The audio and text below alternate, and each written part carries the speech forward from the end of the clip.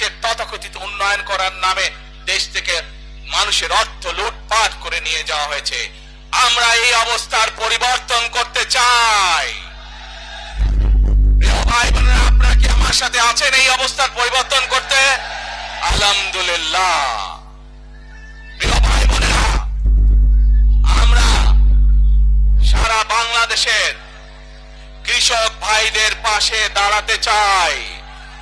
যদি ইনশাআল্লাহ আপনারা আগামী 12 তারিখে ধানের শীষকে জয়যুক্ত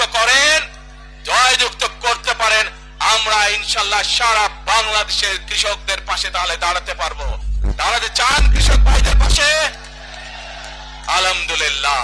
প্রিয় ভাই বোনেরা, আমরা দেখেছি শহীদ রাষ্ট্রপতি জিয়াউর রহমানের সময় কিভাবে খাল খনন করা হয়েছিল সারা বাংলাদেশে, এবং সেই খাল খনন করার মাধ্যমে কৃষকদের সেচ সুবিধা সহ মানুষের পানির সমস্যার সমাধান হয়েছিল। জানেন আপনারা এতে খাল খনন নিয়ে কে কে জানেন? কে খাল খননের কথা শুনেছেন? এই তো হাজারো মানুষ হাত তুলেছে।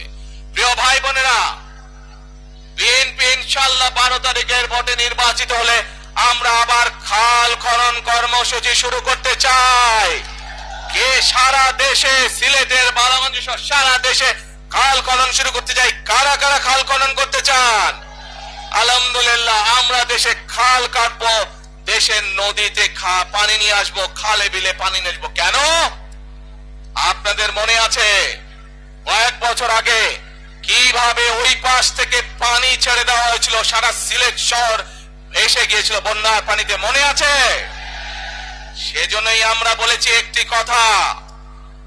আমরা দেখেছি গত 15-16 বছর কিভাবে এই দেশকে অন্য দেশের কাছে বন্ধক দিয়ে দেওয়া হয়েছিল। সেজন্যই আমি বলেছি দিল্লি নয়, ভিন্ডি নয়, অন্য কোন দেশ, সবার আগে বাংলাদেশ।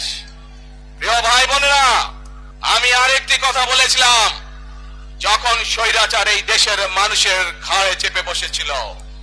সেই কথাটা ছিল টেক ব্যাক বাংলাদেশ, মনে আছে? আমরা টেক ব্যাক বাংলাদেশের অর্ধেক পথে, হাফ পথে এসে দাঁড়িয়েছি, অর্ধেক পথে এসে দাঁড়িয়েছি। দেশকে আমরা স্বৈরাচার মুক্ত করেছি, আমরা গণতন্ত্রের প্রতিষ্ঠার যাত্রা শুরু করেছি। এখনো সেই যাত্রা শুরু হয়নি। 12 তারিখে ধানের শীষকে নির্বাচিত করার মাধ্যমে গণতন্ত্রের সেই যাত্রা শুরু হবে।